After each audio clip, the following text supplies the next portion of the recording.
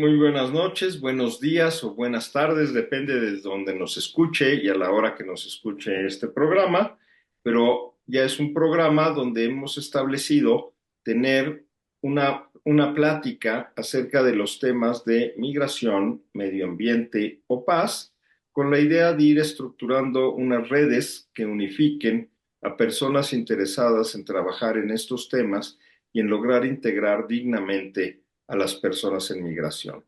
La empresa que se dedica a esto es Mapas y el programa es Voces de Mapas. Para eso, hoy Adela nos trae una invitada muy especial que nos hablará parte de estos fenómenos de la migración. Bueno, pues bienvenidas y bienvenidos. Muchas gracias por estar aquí con nosotros y muchísimas gracias, Ana Karen, por haber aceptado la invitación. Entonces, quiero decirles a nuestra audiencia, ¿no? Que Ana Karen, pues bueno, es licenciada en Relaciones Internacionales y ha tenido muchas dinámicas a nivel personal con poblaciones en migración, ¿no? Ella, se ha acercado con las comunidades migrantes. Por ser justamente hablando de las olas migratorias, tiene que ver con el asunto, o sea, sabe cómo se manejan los cambios en política migratoria y fronteriza, ¿no? En los últimos años. Ha tenido una experiencia migratoria operativa y administrativa en el Instituto Nacional de Migración, ¿no? Y ahorita es maestrante, ¿no? En estudios sobre migración en la Universidad Iberoamericana, ¿no? De la Ciudad de México.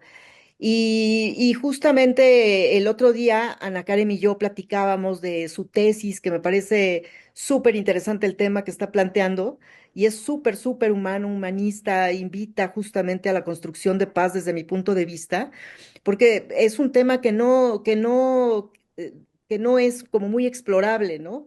Y es justamente el tiempo, el espacio y la espera de las personas en movilidad, ¿no? Entonces pues yo creo que ahorita con esta charla que nos dé, pues nos va a abrir un panorama y perspectivas y muchas posibilidades para poder entender el fenómeno migratorio en ese sentido y pues tal vez se nos ocurran acciones este, de transformación para estas poblaciones, ¿no? Entonces, pues bienvenida, Ana Karen. Muchas gracias por estar con nosotros y bueno, pues al final de cuentas, este, pues tú que has trabajado como en diferentes, como que tienes, digamos, el espectro amplio, porque has trabajado con poblaciones desde diferentes ángulos, desde diferentes puestos, desde diferentes sectores.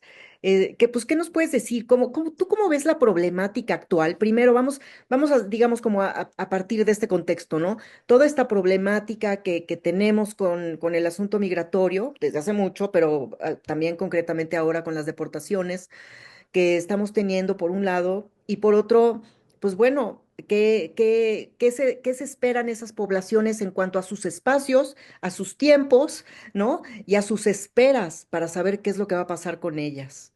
Y bueno, ya después entramos en materia. Claro, bueno, primero que nada, muchísimas gracias, Gerardo, Adela, al proyecto, a Mapas, por invitarme, por darme la oportunidad de estar en este espacio. Me emociona mucho estar aquí y bueno, compartir lo que he visto, lo que sé y lo que he investigado, ¿no? Como mencionabas, he visto como el fenómeno migratorio me ha como encontrado a mí. Yo soy fronteriza, yo nací en Mexicali, Baja California, a unas cuadras del muro.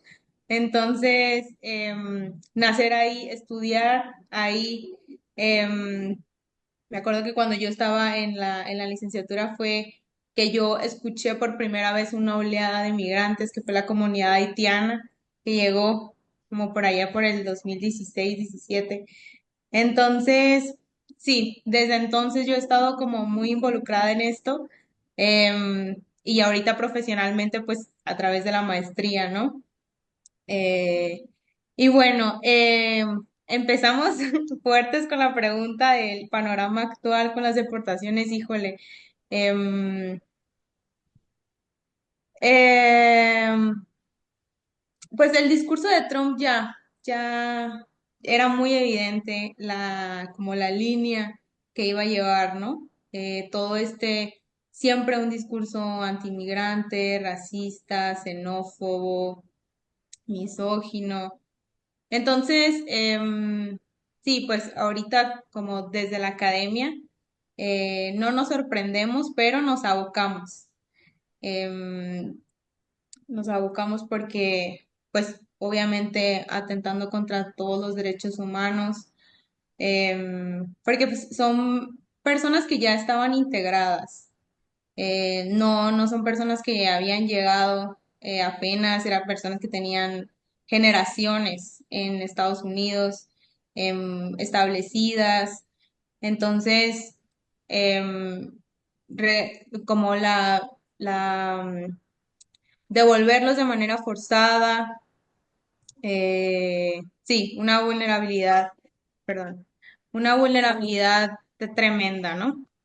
Pues y con las acciones ejecutivas del primer día de la toma de posición de Trump, bueno, eso a mí, hablando ya como muy específicamente de mi tesis, que yo estaba estudiando el CDP-1 y que inmediatamente el primer día lo canceló, sí, tremendo, tremendo.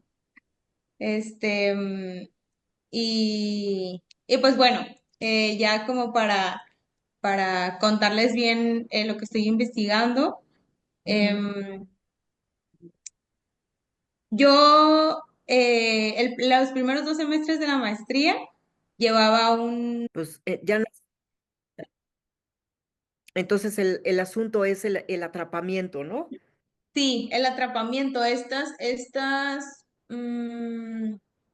lo tengo más visual que desarrollado hablado, pero estas imágenes de campamentos improvisados en espacios urbanos, en la frontera también. La frontera es como la característica de cómo se le impide a la persona seguir su trayecto.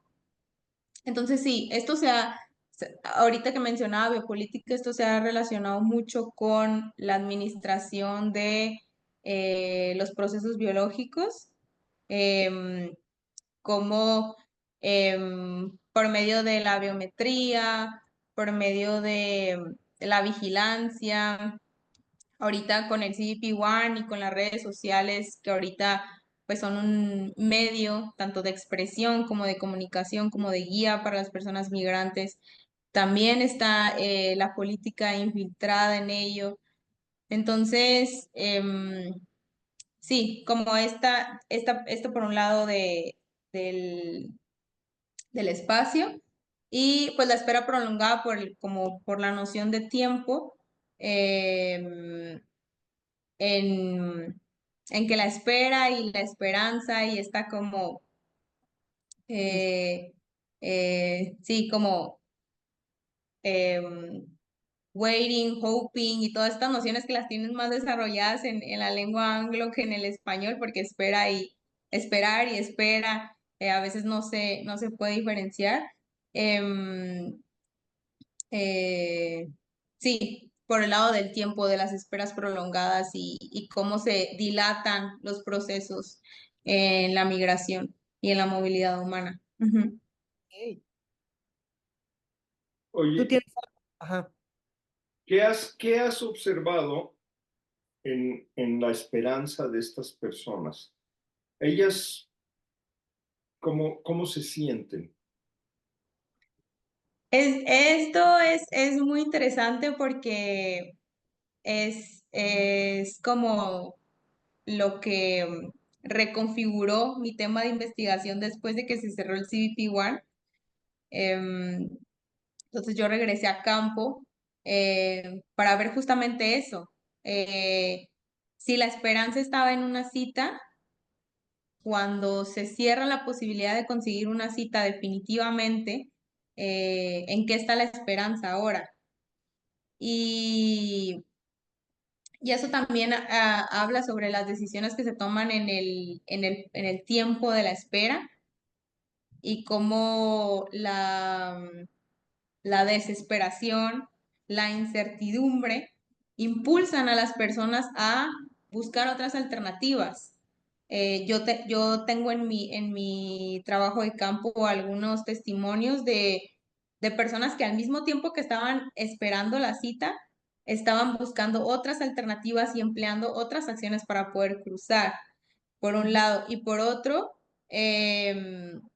personas que estaban también esperando su cita, pero buscando la forma de asentarse, de integrarse, de establecerse ya.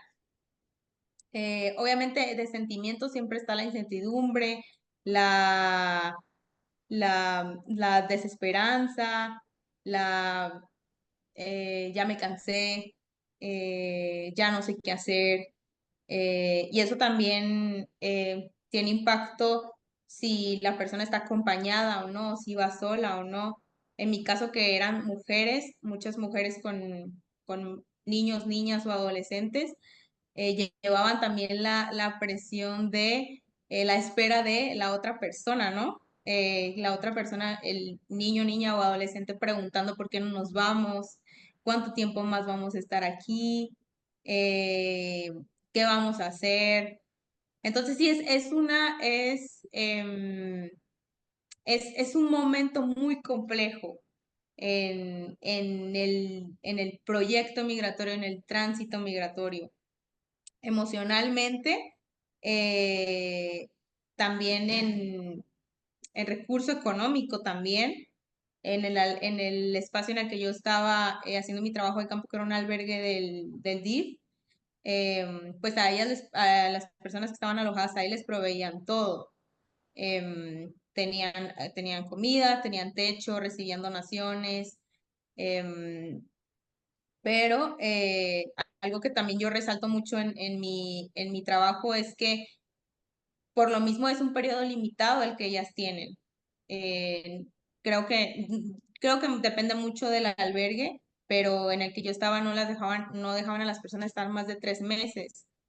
Y la espera de la cita para poder presentarse en un puerto de entrada oficial eh, para una solicitud de asilo podía llegar a ser hasta de 9 meses.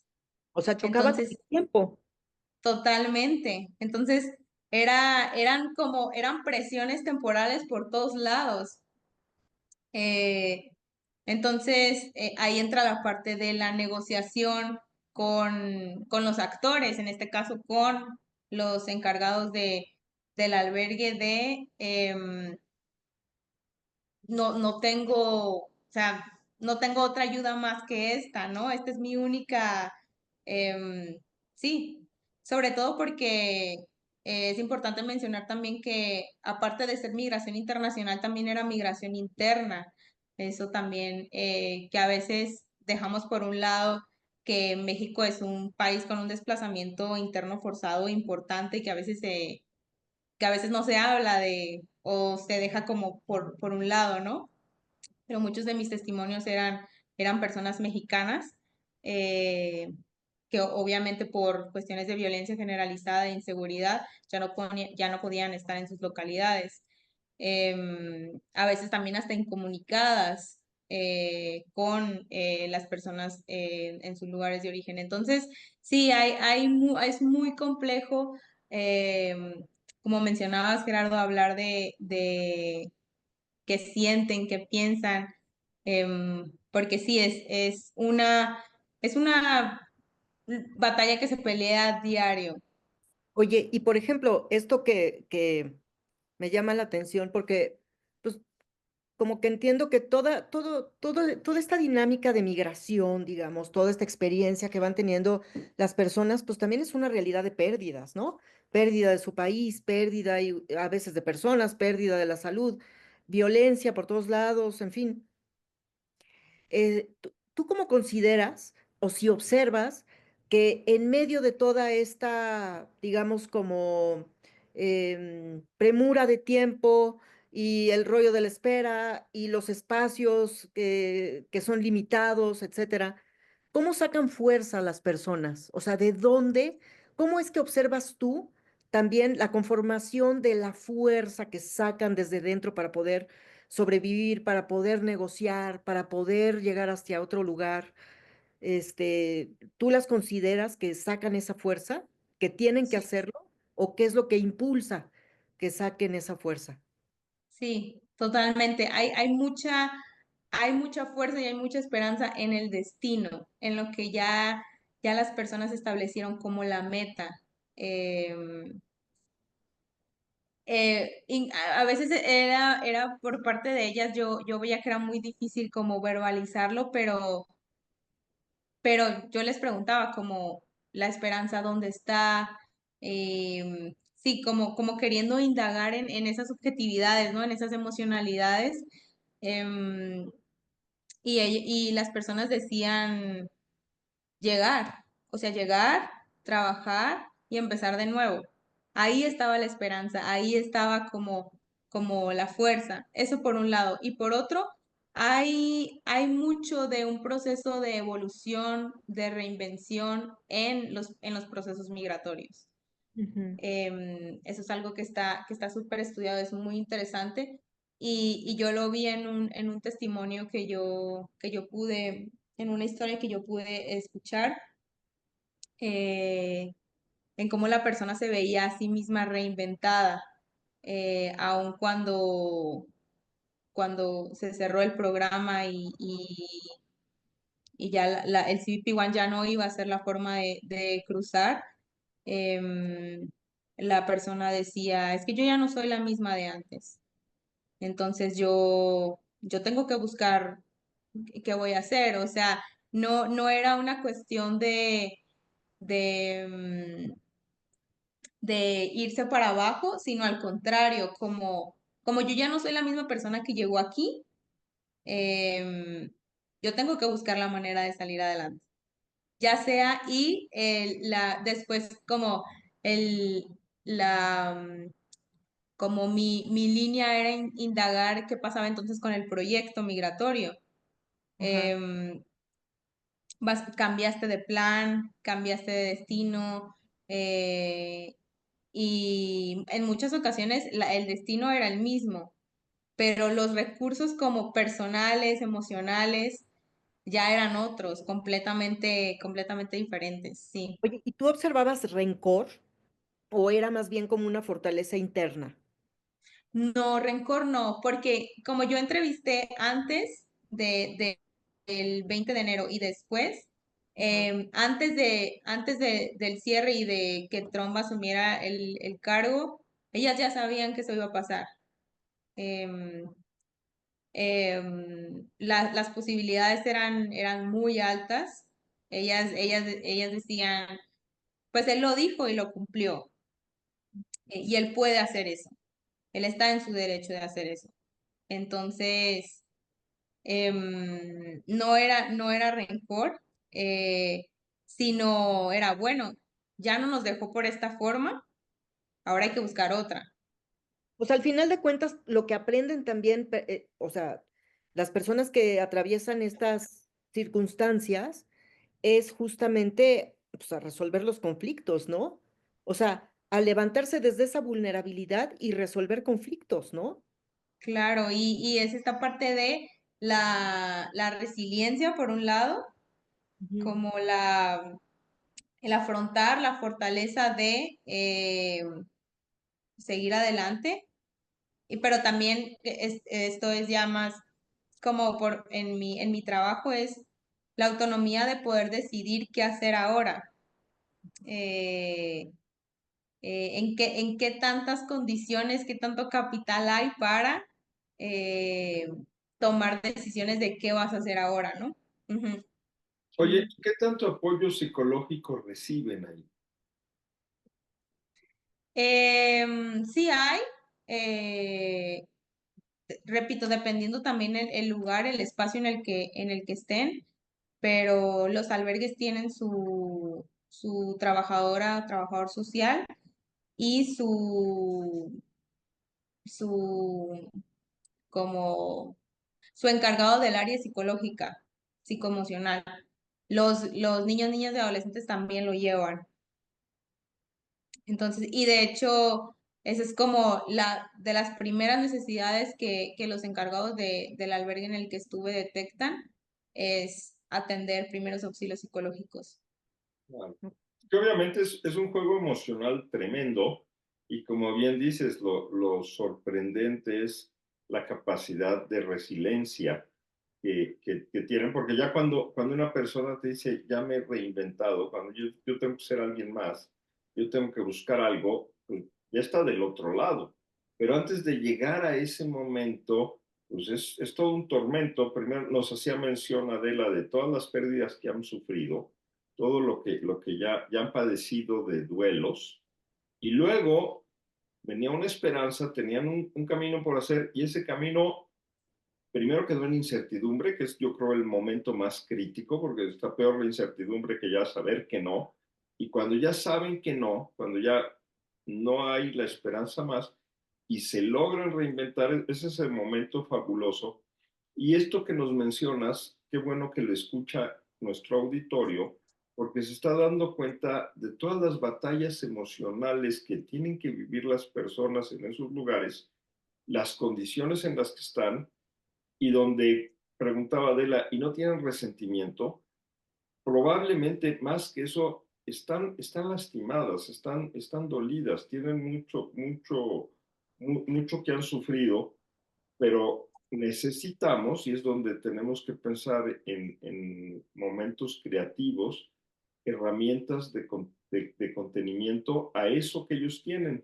¿Tú qué piensas de lo que te ha platicado Adela, de tener preparado para este tipo de personas que están viviendo estas situaciones alternativas de integración en esta comunidad? ¿Por qué? Porque ese, como bien dices, ese embudo que hicieron y ese hecho de que no los quieren dejar pasar de momento y mientras dure esto, que pueden ser 4 años, no van a poder pasar. Y, y la opción que tienen es estar aquí. El hecho de que en lugar de que estén aquí como víctimas, que les invitemos a ser agentes de transformación, personas que se involucren en diversos programas, tanto agropecuarios como urbanos, pero todos ellos enfocados a cuidar el medio ambiente, a tener unas economías más sustentables, pensando en ser mucho más eficientes en los procesos y obviamente integrarlos de esta manera en programas de trabajo horizontales, donde no tengan que estar dependiendo de macroestructuras laborales que lo impiden porque no tienen muchas veces documentos, no tienen las herramientas suficientes para poderse integrar en forma fácil a las sociedades, pero sí una vez que entran en una cadena económica, pues ya tenemos la oportunidad de verlos dentro de otra óptica y con un auxilio muy interesante. ¿Tú qué tan viable ves este programa y qué tanto crees que podrían estas personas que tú has tenido la oportunidad de conocer querer integrarse a programas de este tipo? No, a mí me parece que es súper valioso este esfuerzo por, ¿no? La integración de las personas en movilidad y, y atacamos también toda esta estigmatización que hay a la persona migrante, ¿no? Hay muchas personas en movilidad em, profesionistas, con experiencia laboral, con experiencia en oficios, en trabajos con las manos. Entonces, creo que es importante quitar el estigma y también valorar y generar valor a ese conocimiento que las personas traen y que no dudo y estoy casi segura que estarían súper dispuestas a seguir empleándonos, ¿no? A ser productivos a través de los conocimientos la experiencia que ya tienen.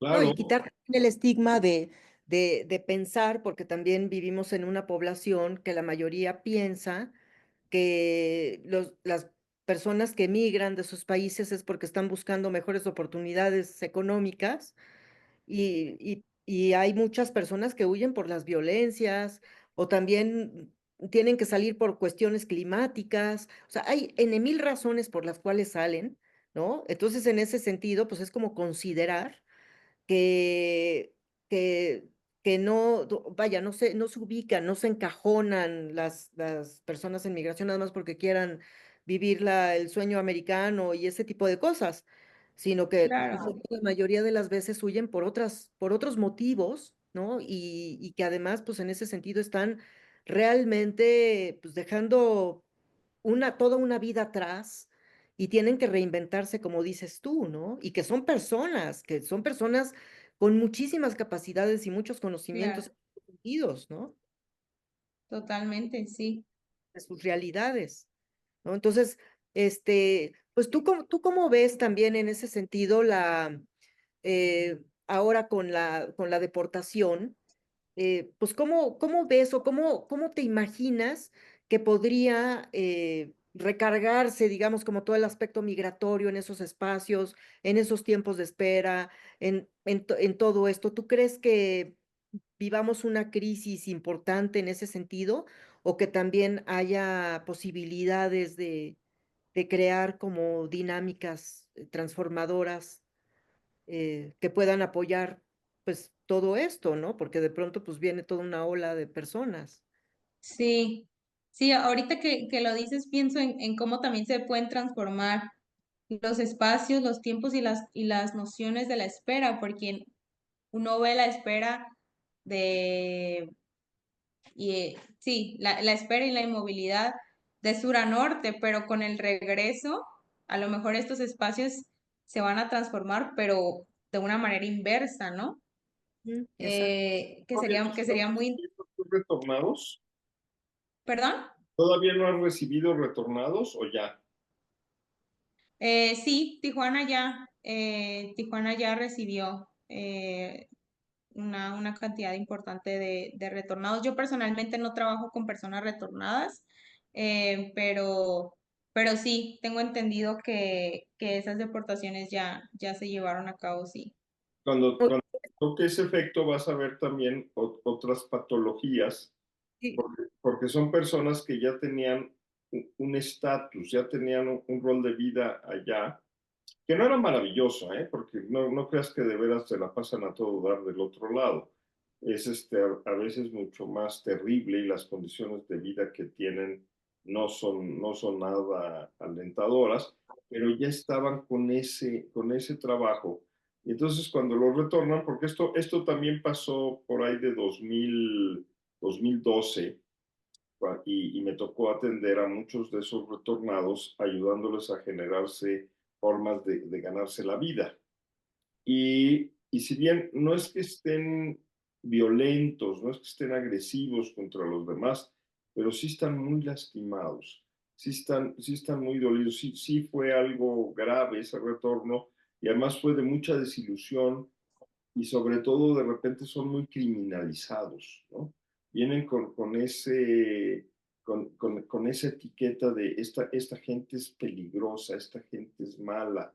Y no, pues son seres humanos, igual que cualquiera de nosotros, nada más que con muchos golpes y esa necesidad de levantarles nuevamente, de recuperar, más que levantar, recuperar su potencial emocional para que puedan volver a tener inquietudes, para que puedan volver a tener el deseo de hacer algo, porque además algunos de ellos todavía también están seguidos y siendo presas y víctimas de redes delictivas y de cadenitas que les ponen en peligro y a veces están sufriendo y viviendo situaciones en las cuales parte de su familia pudo haber sido asesinada, pudieron haber sido muy maltratados, pudieron haber visto cosas muy terroríficas y podemos ver fenómenos incluso en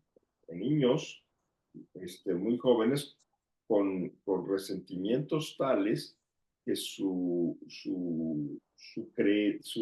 manera de entender sus creencias en cuanto a las formas de interacción humana están muy alteradas. Entonces necesitamos trabajar con mucha creatividad, con mucho cuidado, con mucho cariño, pero con mucho, yo diría, no victimizarlos, sino ayudarlos a recuperar su dignidad humana.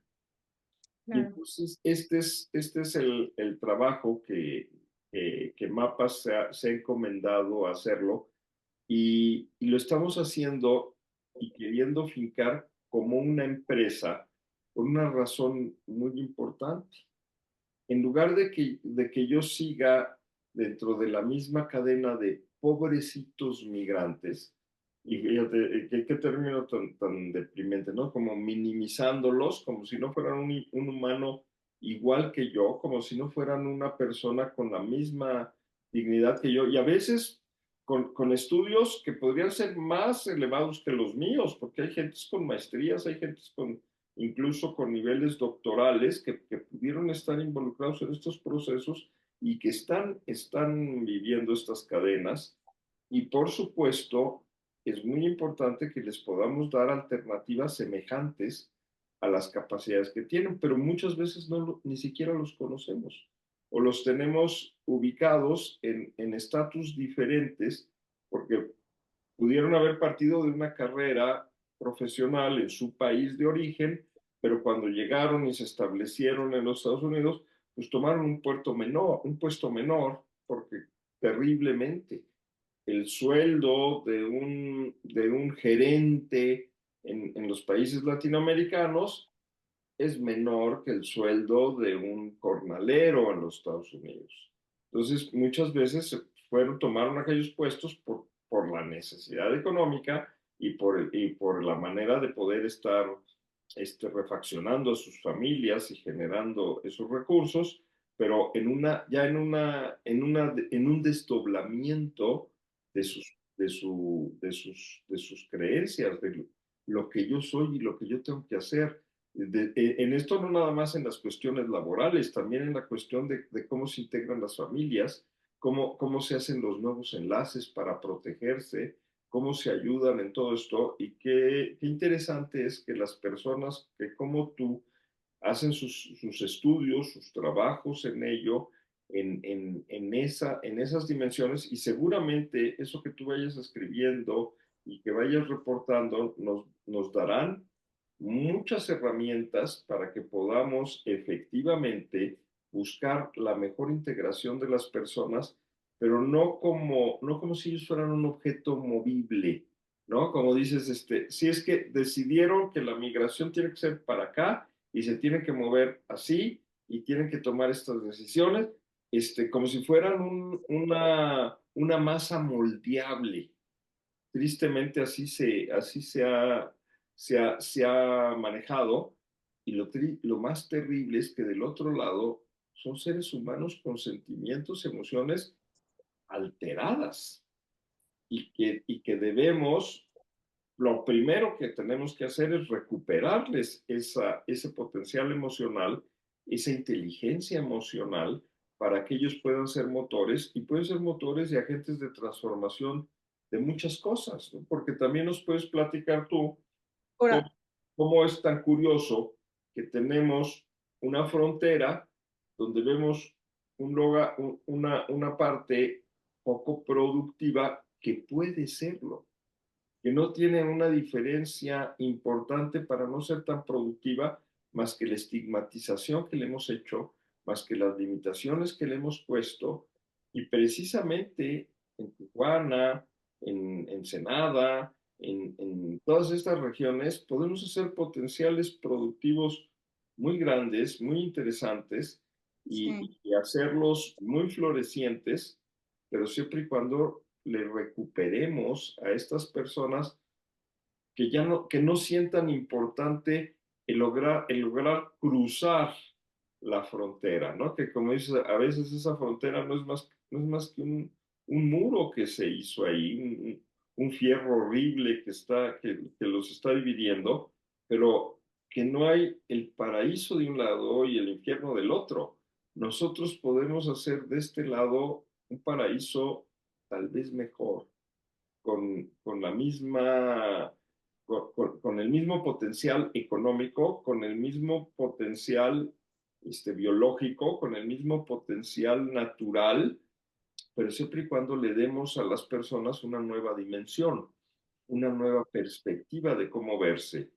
Adela nos propone que en lugar de que lo presentemos como una persona víctima de este desplazamiento Totalmente. violento, digamos, es un agente de transformación de la zona.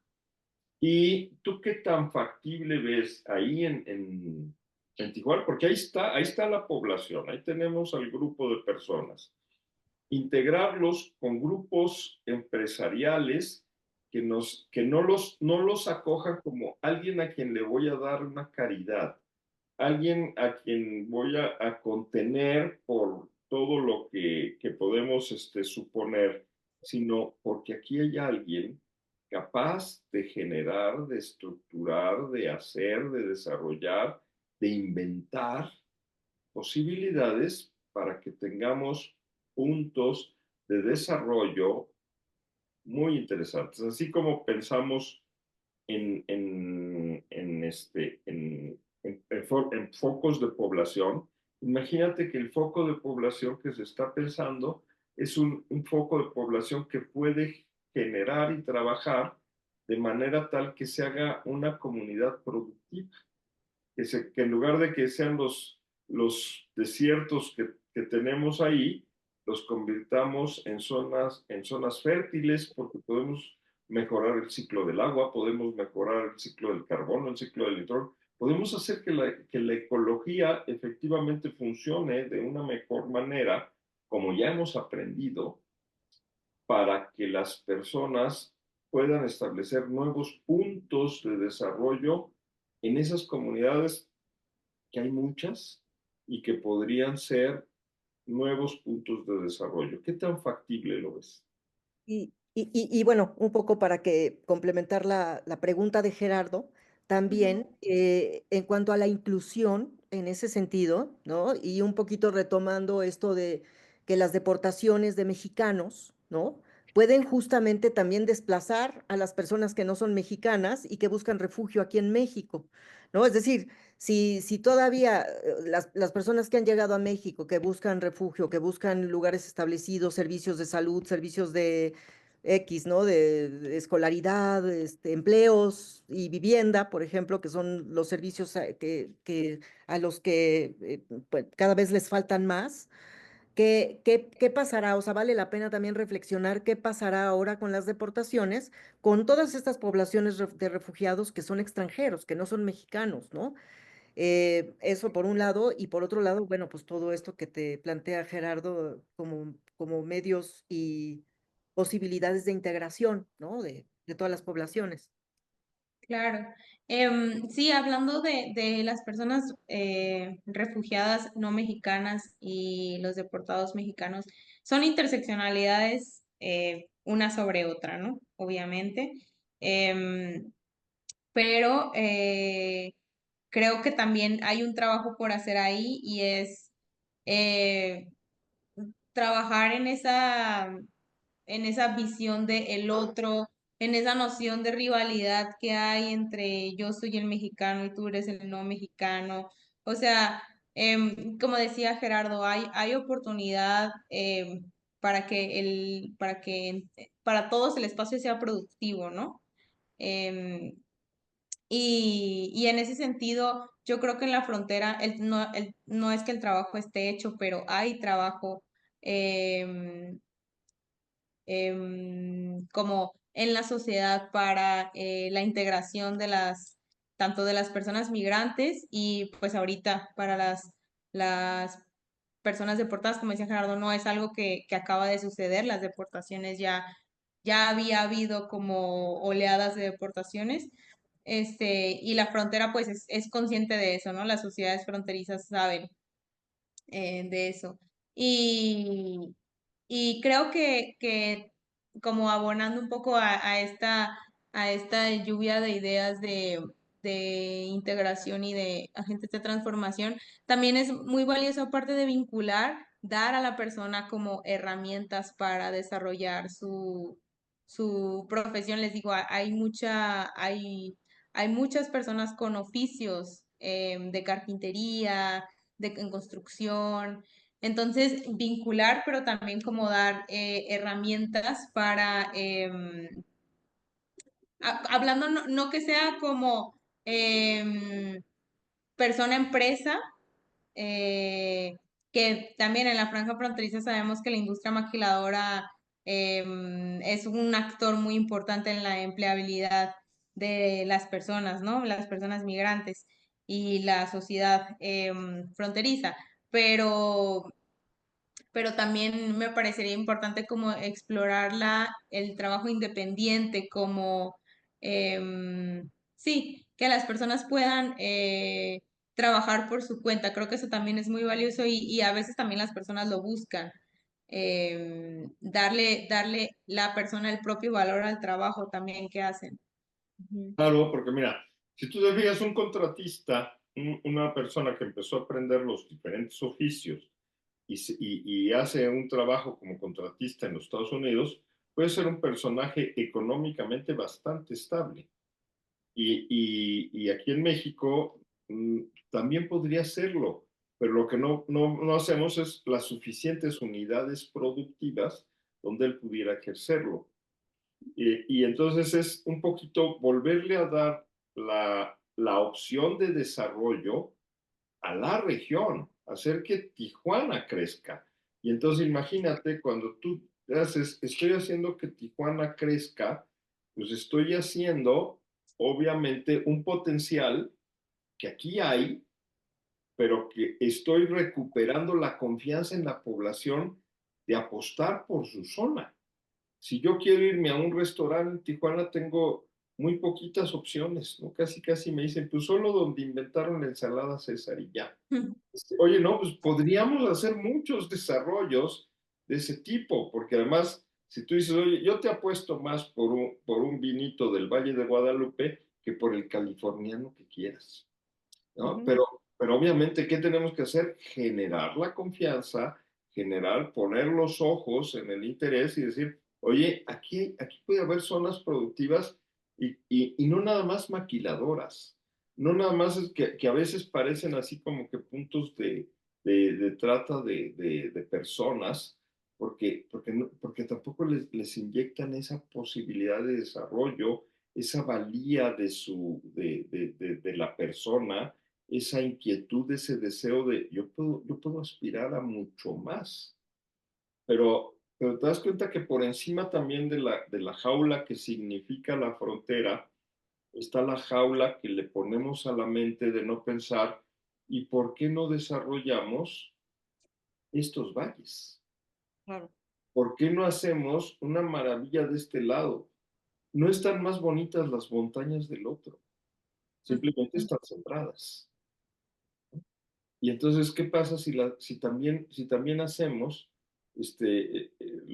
flujos hidráulicos, si también hacemos que se vean vergeles de este lado, pues podemos hacer todas las maravillas que podemos decir, oye, está más bonito aquí. ¿Tú conoces la Ciudad de México?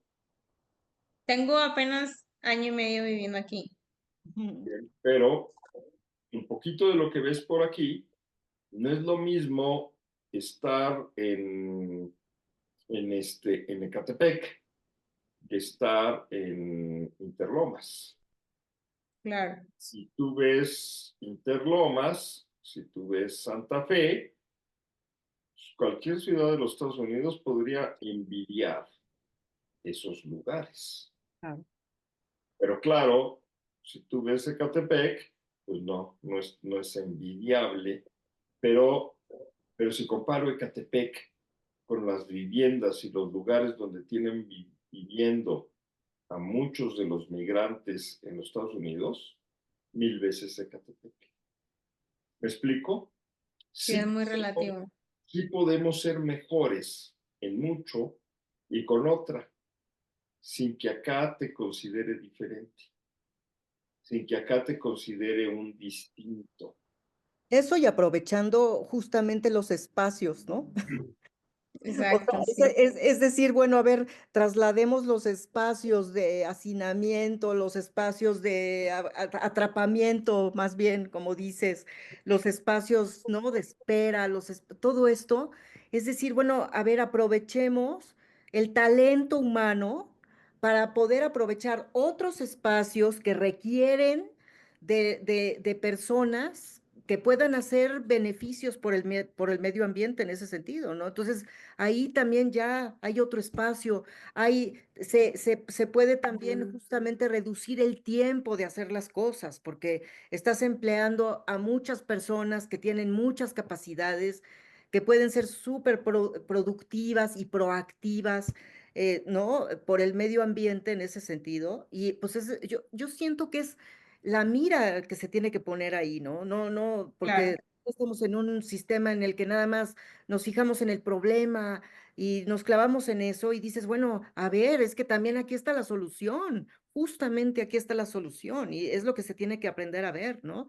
Desde mi punto de vista, o sea, desde el punto de vista de construcción de paz, pues es observar más la posibilidad que la imposibilidad, ¿no? Oye, Entonces, claro.